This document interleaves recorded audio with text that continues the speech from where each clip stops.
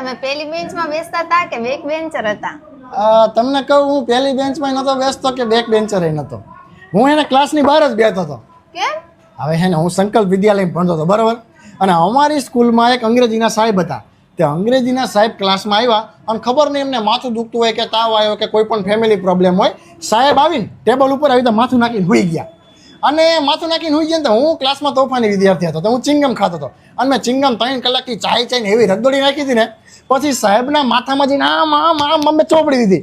બીજા દિવસે સાહેબ ટાલીઓ થઈને આવ્યા. તે સાહેબ ટાલીઓ થઈને આવ્યા ને પછી સાહેબનું નામ મારા લીધે ક્લાસમાં ભૂરીઓ ટાલીઓ પડી ગયું.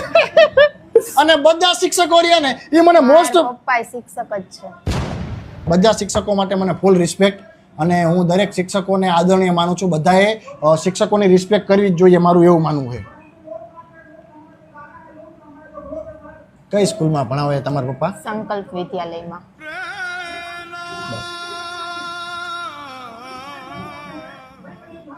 કયો વિષય ભણાવે તમારા પપ્પા? અંગ્રેજી.